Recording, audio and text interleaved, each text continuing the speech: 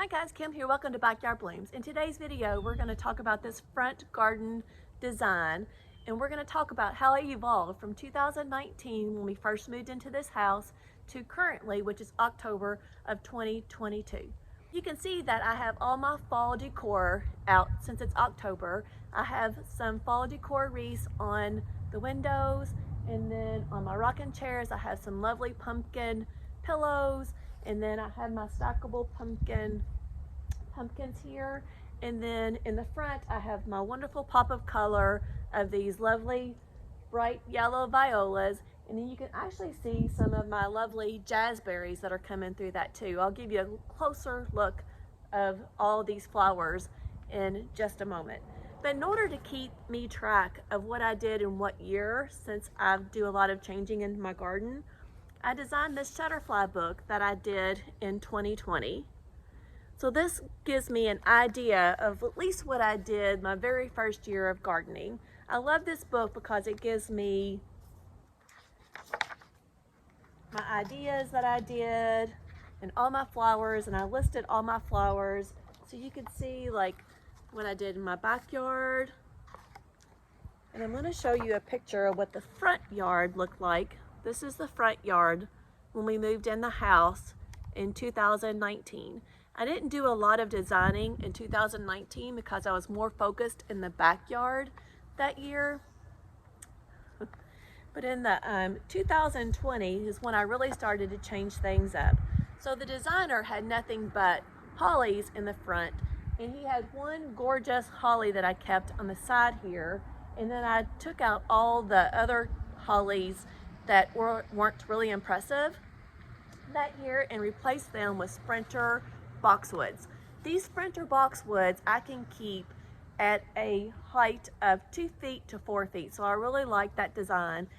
They're more of a, not an English boxwood, but more of a Japanese boxwood, so they don't smell like pea, like some people like snub their nose at boxwoods. But I love this sprinter boxwood.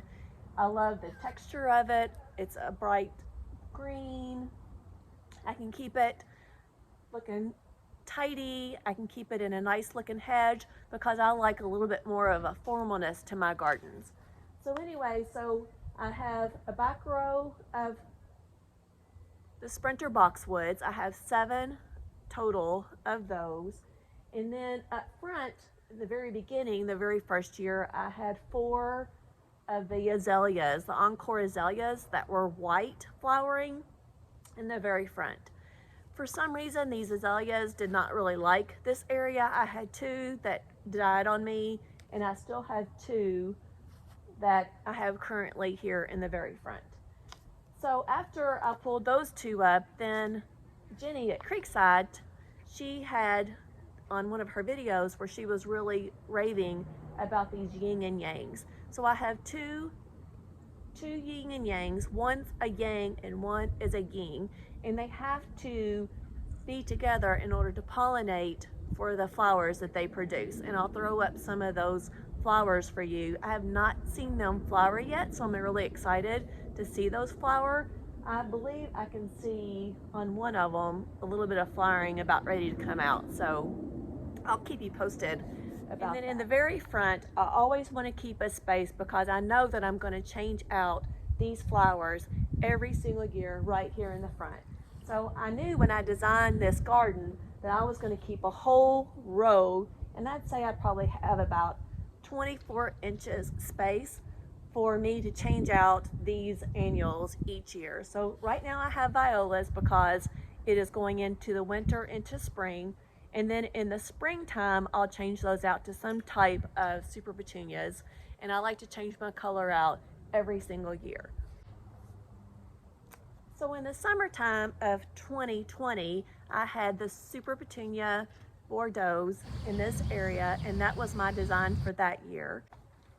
So in the fall of 2020, I switched everything out, and I had some yellow mums and some yellow and white violas that I have in the garden here.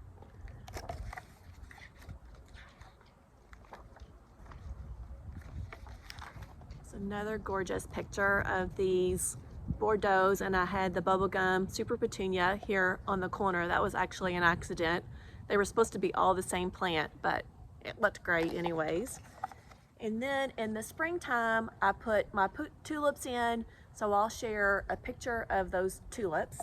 And then in 2021, after I pulled all the tulips up, because we just treat those as annuals. So in 2021, when the summertime came around, and I always probably plant late in April, I pulled all the tulips up after they had bloomed, and I put in another super petunia that was from Proven Winners. It was called a Mini Vista Indigo petunia, and it was a different varieties of from, I'm going to say more of a bluish color, and I also put some caladiums that were like white on white caladiums, and that was a gorgeous combination. And that picture is actually on my channel page, so you can go to my channel page and see that gorgeous picture, but I'm going to throw it up on the screen for you as well. So this year in 2022, of course, I had my gorgeous tulips. I had yellow, white tulips, and then I had it underplanted with some violas that I'm going to share a picture with. And then once they were done, I pulled all my tulips up again this past year.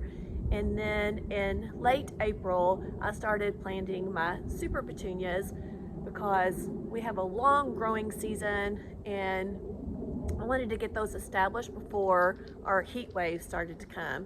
But this past year, I planted those lovely jazzberries, which I, of course, shared with you in my videos because I started doing my YouTubing in July of this past year. So this is the very front yard at a distance in October of 2022. You can see all these gorgeous colors of these violas that they put off. We put this curbing in 2020. This is a concrete curbing, and they stamp it as a type of design, and they put a little bit of color in it, so you can choose any kind of coloring, any type of design that you want. But I do feel like this curbing gives it a lot of curb appeal, and it's worth the money. So we have some in the front of our flower bed,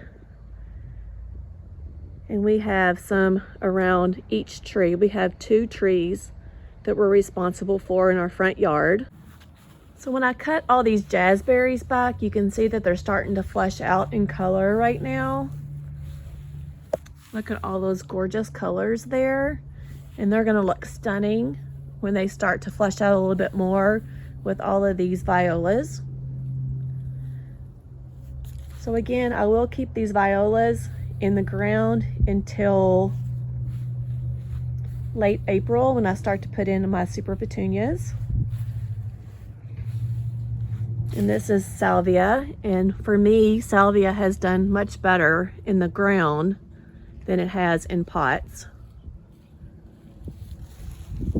And there is the Encore Azalea. I have 2, 1 on each side.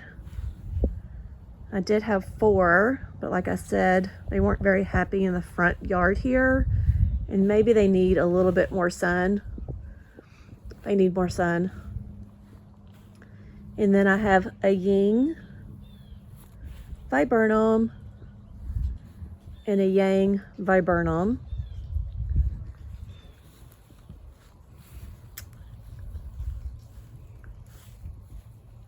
These make a nice evergreen for the very front porch, and they do not get very big as well. So this is a good option if you're looking for something different other than a boxwood or an azalea. And I think I'm gonna start to get some kind of little flowering out of this bush soon.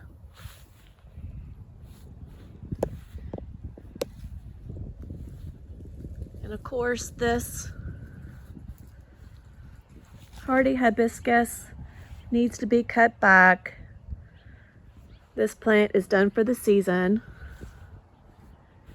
And then behind that, I will be able to see my holly in the back just a little bit better. And then I have my David Austin climbing rose right there by that post. Need to trim that back as well. And then for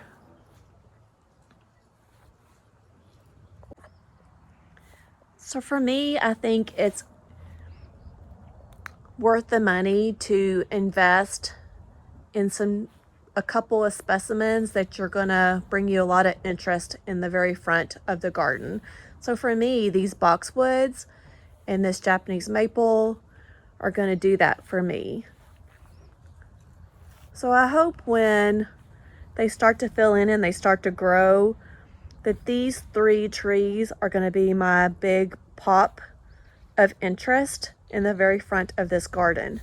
Now keep in mind, I do not want anything to grow past these windows.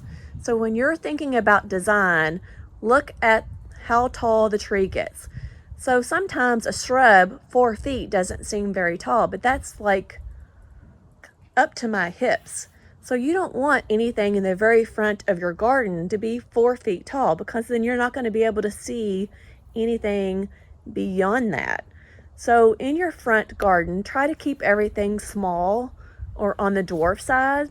Now these boxwoods, these spiral boxwoods will get 8 feet tall, but I can keep them trimmed and nice and slim. So that's going to be something that's going to be important for me when I'm trying to make this front yard look appealing from the curb. And again, with this Japanese maple as well, I can keep it trimmed up. It's going to give me a nice pop of color. It's in the center of these windows right here, so I can keep it trimmed. And it's going to be tall, so I'll be able to see the boxwoods underneath that.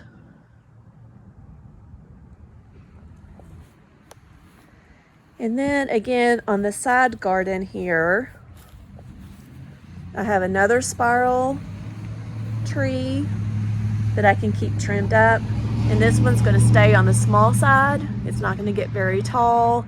I believe 6 to 7 feet tall. And I can keep it trimmed. And then I have some cat's pajamas here that surround this juniper as well.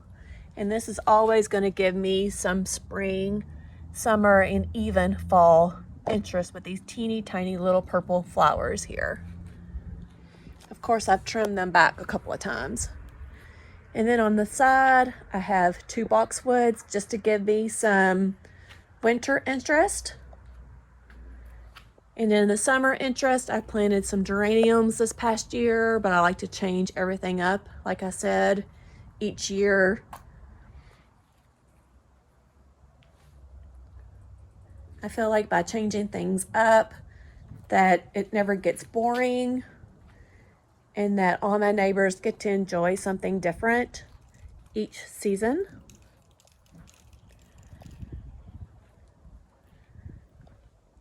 So when you're at the nursery and you're picking out plants, put these plants together and see if they complement each other really well. You want different texture, you want different sizes. Of course, you want your larger stuff more towards the back, but I have windows. If I did not have windows there, it might be a different situation. I could probably have done something taller, but I do have windows, so keep that in mind where your windows are. You want things that are going to flower different colors. When you buy the azaleas, keep in mind these are going to flower white, and white is always going to go with whatever color that I put here in the very front. So I hope this gives you some ideas of what you'd like and what you would want to do in your very front yard. So I hope this video was helpful when it comes to picking out trees, shrubs, and perennials for your front yard garden design. and I'll see you in the next video. Bye, friends.